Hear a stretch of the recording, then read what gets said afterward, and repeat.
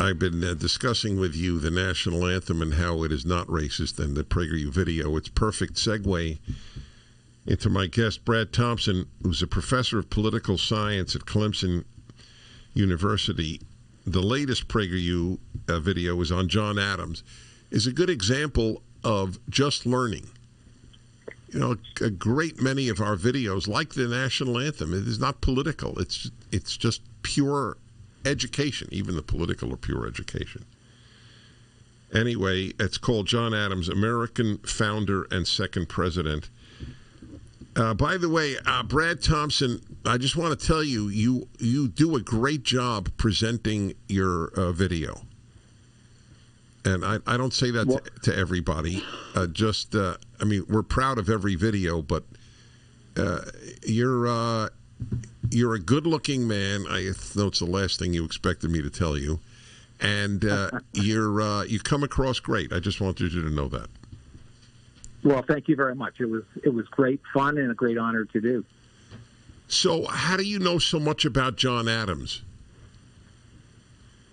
Well, I actually wrote a doctoral dissertation on John Adams at Brown University, and my first book, John Adams and the Spirit of Liberty, is the culmination of many years of research. Oh, fascinating. What is your? Do you teach American history at Clemson? I teach political philosophy, and I do teach a course on the political thought of the American founding. Oh, fascinating. Now, what is the story at Clemson politically? Well, I think Clemson is one of the few sane universities left in the United States.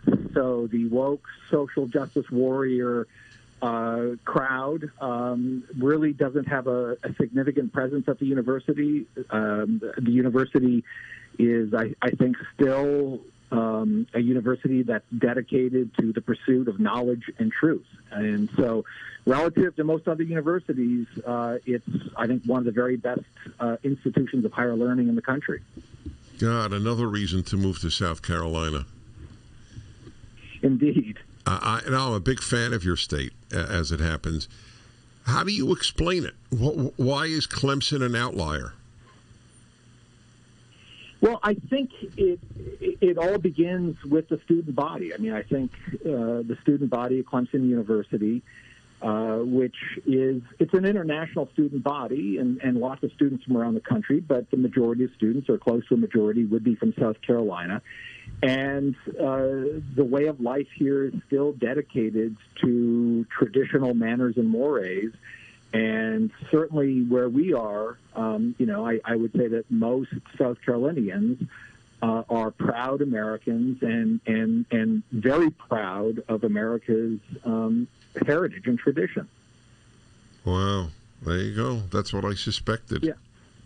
Yeah, and I should also add, by the way, that the university administration at Clemson University is also dedicated to the pursuit of knowledge and truth. And I run an institute at the university called the Clemson Institute for the Study of Capitalism.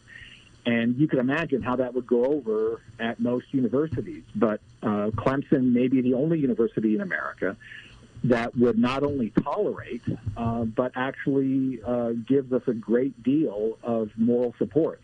So, I pinch myself every day when I drive into work, thinking that I teach at one of the few remaining universities in the United States that is still an intellectually serious place. It's good to know. I'm very happy I asked you about that. So I'm curious about John Adams. Ironically, I just finished last year a gigantic book, a biography on John Quincy Adams, his son. And obviously there's a lot of reference to John Adams in there. How did John Adams get along with George Washington? I think there was a great deal of mutual respect between Adams and Jefferson. You mean Adams? Adams and Washington. Oh, I'm sorry, Adams. Yes, Adams and Washington. In many ways, I think my position is that John Adams was America's greatest founding father, and I think this is a demonstrable fact. Wow, hold on with me. That's big deal because I venerate the founders. That's the latest video. It's on John Adams at PragerU.